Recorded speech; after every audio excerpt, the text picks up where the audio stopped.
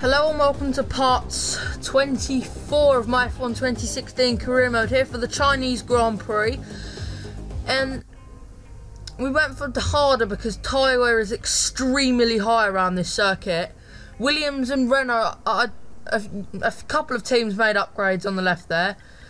Now just running through the practice programs, we got perfect, didn't have on the track acclimatization, failed the qualifying pace, so obviously it's only practice, so it's not an exact, it's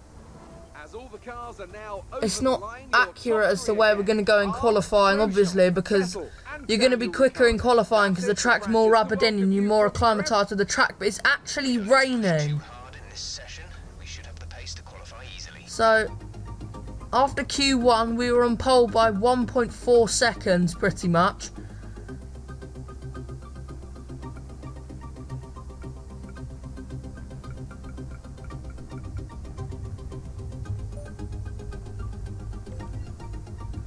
Just showing you our lap time compared to second, showing you where the time was won and lost.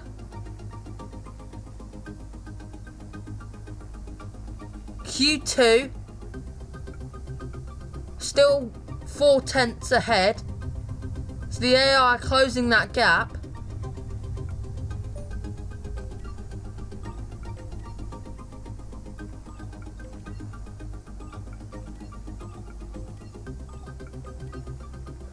No major casualties so far in qualifying, I don't think. Hang on. I don't think so. But just start coming through the first sector on our qualifying run.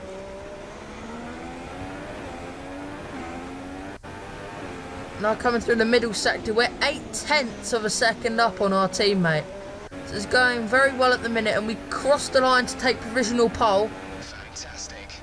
And we stayed on that set of tyres and went out for another run because you normally improve on your second lap in the wet.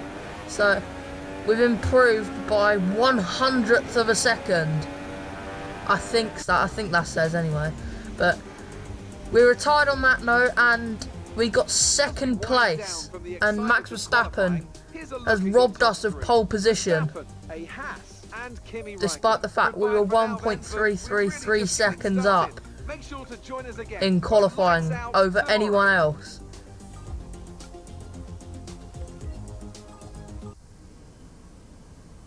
Ever since the Sauber of Felipe Massa passed Jenson Button into turn 1 at the very first Chinese Grand Prix in 2004, Shanghai has consistently provided close racing and extraordinary memories. So here for the race now, and 2 stop, I'm happy with that, and that should be our race strategy for this race. No, I do not want the super soft tyres to be anywhere near our strategy, but the lights go out and Verstappen got an average start. He got initial good launch, but then we came back in the second phase of the start, and then we went up the inside. He's on super soft tyres, interesting to note. So he should be pitting after about lap 4 or 5, because the tyre wear on those super softs is about 15% per lap. I'm just showing you a quick replay of the snail section on this track. Obviously we've gone purple because the end of lap 1. Now Verstappen's behind us. He might have a go if he can get in our slipstream, but he doesn't seem to be interested at this current. Oh yes, now he is. We're just trying to nurse these tyres until our next pit stop.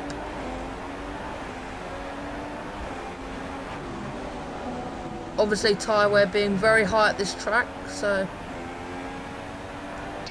that's why we're going with the harder compounds for this race. But purple lap times being set everywhere. DRS enabled. So Verstappen might have a chance down that huge 1 kilometre straight towards the end of the lap, but currently close behind us. Oh no, he's really close behind us. So he's definitely within 1 second. So we pull to the right so he doesn't have slipstream on us unless he... Now he's got slipstream, but we pull over to the other side to block, to stop him having slipstream on us. He's got DRS, but it's not enough to overtake us into this braking zone, heavy braking zone tonight. And our teammates on super soft tyres as well, so ideally I wanted him on the same strategy as me so we could go somewhere in the Constructors' Championship, because I think this strategy is better than what he's doing currently, I think anyway, because this drop off of those super soft is insane. But Danny Kvyat retired, it popped up on my screen, and he's had a big engine failure there, just like in Australia. So it's not going very well for him currently in this season, but now we've got to set consistent laps whilst nursing our tyres at the same time.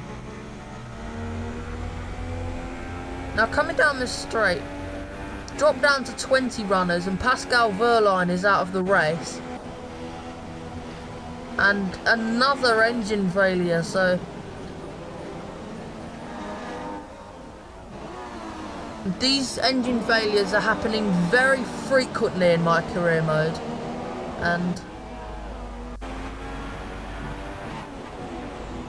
it's interesting to say the least. But now we're coming into the pits to fit a set of soft compound tyres to go till about lap 18, 19, and then fit a set of medium tyres to go to the end of the race. So we pull into the pits. There's average stop, not the best stop.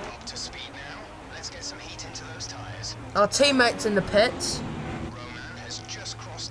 Raikkonen's on medium, so that could get interesting towards the end of the race, because he's going to have the softer compound, and he's going to have younger tyres than us, but they're going to, and they're going to be softer. So interesting. But at the end of lap 18, these tyres began to understeer slightly, so we came into the pits as Raikkonen goes past us, and we're going to fit a set of medium tyres to go to the end of the race.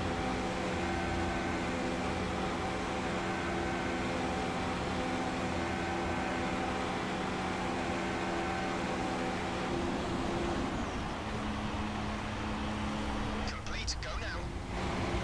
Decent stop.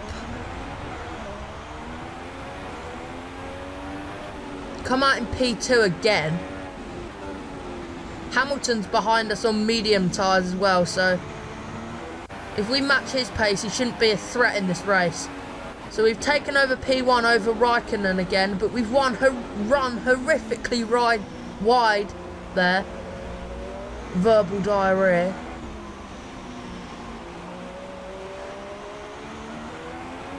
But it's going to be interesting to see if Raikkonen can close that gap down enough that he can start mounting a challenge. It's possible, obviously, because I said he's got younger tyres and they're softer. So, the end of lap 23, you can see the gap on the left there. End of lap 24, you can see the gap again. End of lap 25, you can see the gap again, that it is coming down. And on lap 26, he caught up to us, so we let him past. So we're going to have DRS down this straight, and this is a tactic I like to use because it means that the car behind doesn't have a very big chance of overtaking you down the straight or keeping the position that you've given them. But that Ferrari has got very good straight line speed. It doesn't have a go into the heavy braking zone of the hairpin here, but you might have a go down the pit straight. And obviously the more we squabble, the more Lewis Hamilton closes in on us. So He pulls to the left. It looks like he's going to mount a challenge into turn 1 here. If he can go around the outside, it'll be the best move, one of the best moves of this career mode so far.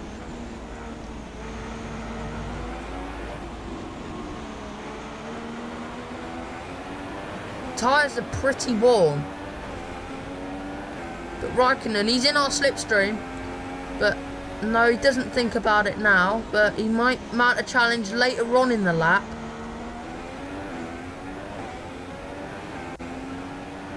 Now, and to the same point that we let him through for DRS, we're going to do the same thing again. We run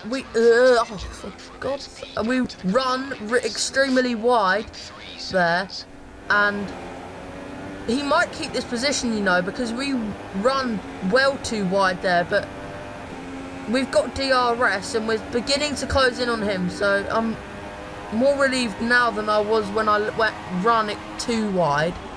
So we go back up the inside of Kimi Raikkonen, and he's not going to mount a challenge into the last corner because you just lose too much time. We have 2 laps of fuel remaining. And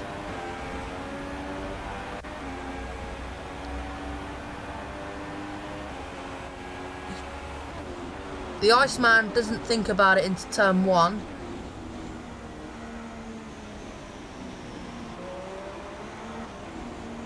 But you're going to join us for this last lap to see whether Kimi Raikkonen can indeed take the lead off of us and cause a late heartbreak here in the Chinese Grand Prix. This is your final lap of the race.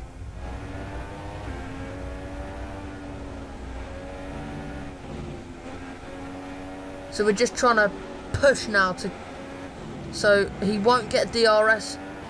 No, he will get DRS. We're just pushing as hard as we can to extend our gap to him. But it's not working because obviously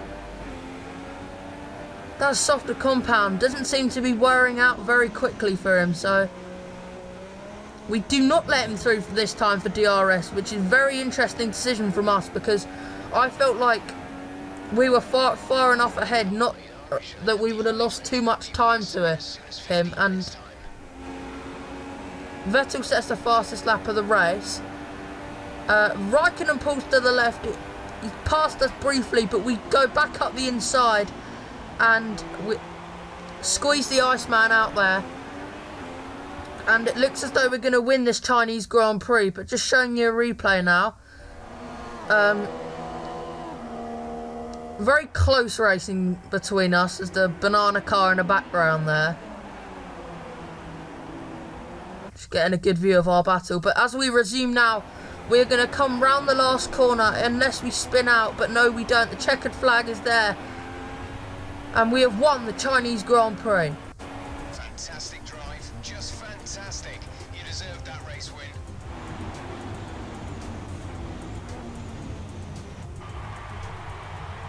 So another fantastic victory for Haas today. And I have to wonder, Anthony Davidson, just what set them apart from the competition here.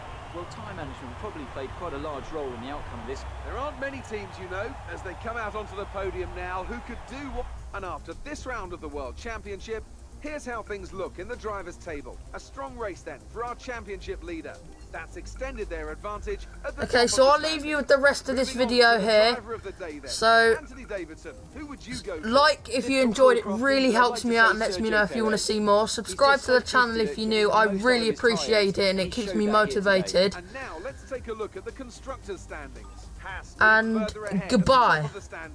There was also a strong showing from the Mercedes team. And also comment and let me know what you think about this video, because that also keeps me motivated, and I'll see you next time.